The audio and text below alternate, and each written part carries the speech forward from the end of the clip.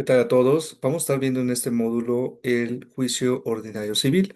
Para entender un poco mejor el tema del juicio ordinario civil, hay que ver cómo es el procedimiento para este tipo de juicio, ¿de acuerdo? Entonces vamos a empezar por la parte esencial del proceso civil, del derecho procesal, ¿de acuerdo? Todo estudio sobre cualquier rama del derecho procesal debe partir de una premisa básica, la cual existe un consenso entre los autores, la unidad esencial del derecho procesal. Vamos a ver primero esta parte de trilogía estructural de la ciencia del proceso, que quiere decir estos conceptos de jurisdicción, proceso y acción. Todas las ramas del derecho procesal parten de la existencia de estos conceptos. La jurisdicción como la función que ejercen los órganos del Estado, independientes o autónomos, para conocer y resolver a través del proceso. Los litigios que plantean las partes y en su caso para ordenar que se ejecute lo resuelto o juzgado. También está del proceso como conjunto de actos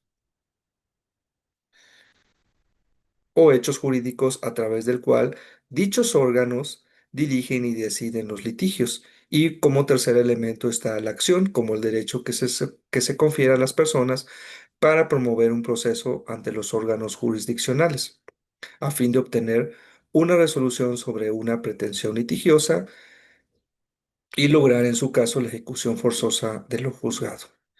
Dicha unidad esencial se manifiesta también el hecho de que todo proceso, cualquiera que sea el tipo de conflicto, en este caso civil, porque estamos hablando de el juicio ordinario civil, tiene una estructura esencialmente igual. Todo proceso sostiene con razón, Alcalá Zamora arranca de un presupuesto, un litigio. Se desenvuelve a lo largo de un recorrido que es un procedimiento y persigue alcanzar una meta, una sentencia, de la que cabe derive un complemento que es una ejecución. Si el proceso es un instrumento estatal para solucionar conflictos, es lógico que todo proceso tenga como antecedente y contenido un litigio. De igual forma, todo proceso se desenvuelve a través de una serie de actos y hechos procesales, los cuales tienen una realización formal, espacial y temporal, que constituyen el procedimiento. Y por último, todo proceso tiene por objeto llegar a una sentencia que resuelva el conflicto, la cual es susceptible de ser realizada colectivamente, en caso de no ser cumplida voluntariamente por la parte condenada. De este modo, litigio, procedimiento, sentencia y eventualmente ejecución se manifiestan en todo tipo de proceso.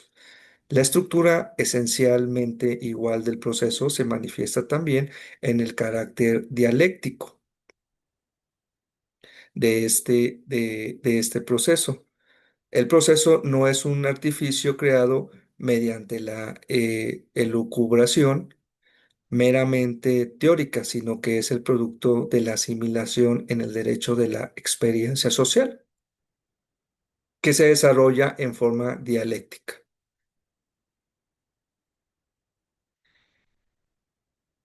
El carácter contradictorio de las pretensiones litigiosas impone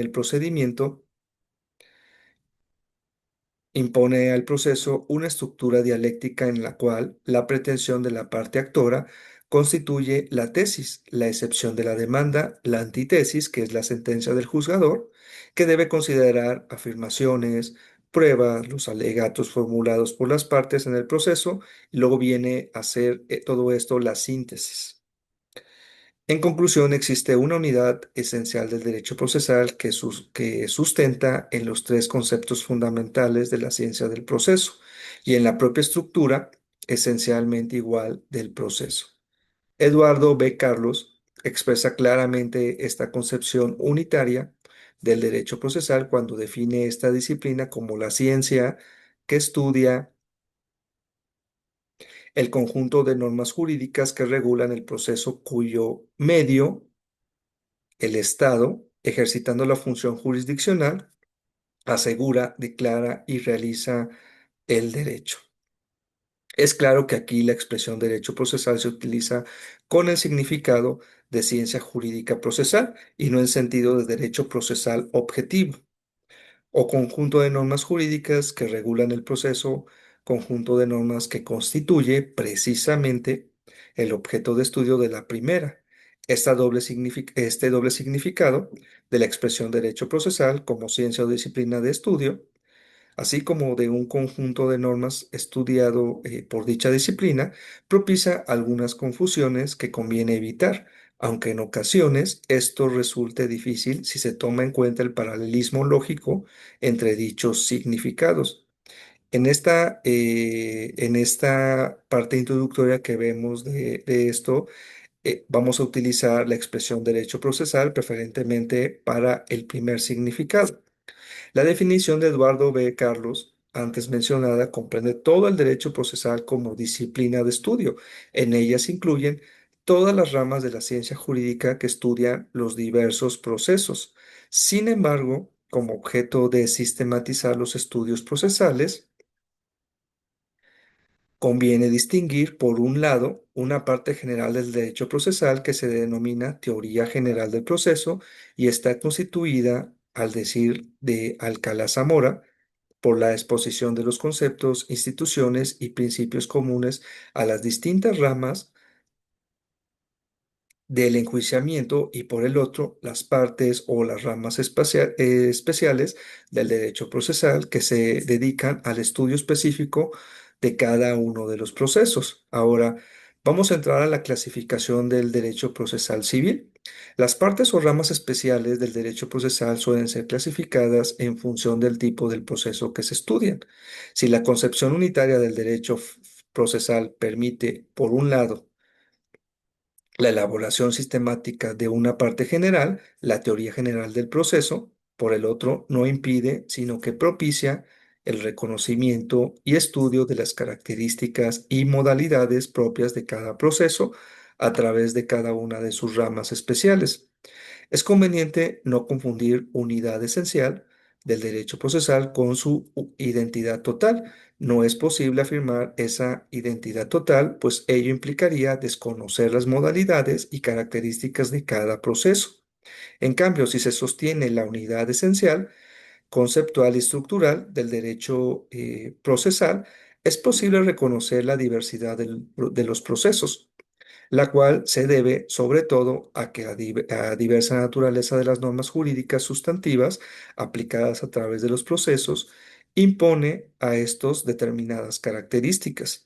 De esta manera, el principio de libertad de estipulaciones, llamado también de la autonomía de la voluntad, el cual generalmente rige las normas del derecho privado, influye en el proceso destinado a la aplicación de dichas normas y se traduce en el principio dispositivo.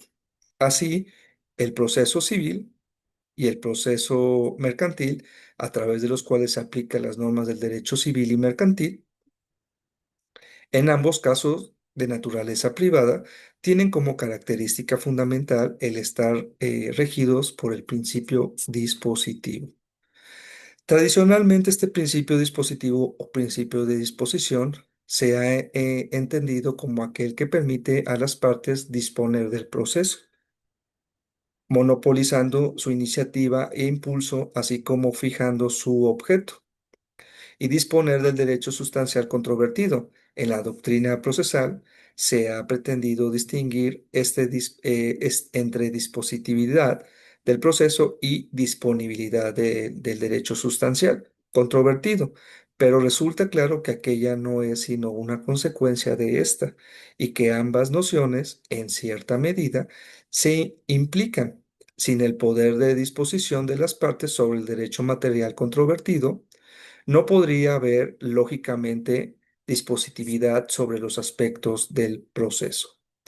Anteriormente, el principio dispositivo contribuyó a formar la idea de que el proceso era obra exclusiva de las partes. Radbruch sostenía que este principio, expresión procesal de la concepción jurídica individualista, convertía el proceso en un libre juego de fuerzas entre las partes contendientes, como si los litigantes fuesen dos juzgadores de ajedrez dos jugadores, perdón, de ajedrez de fuerza equilibrada, dos adversarios ingeniosos guiados por un egoísmo. Bien entendido, situados ambos en un plano de igualdad y que no necesitan para nada de la ayuda del juez.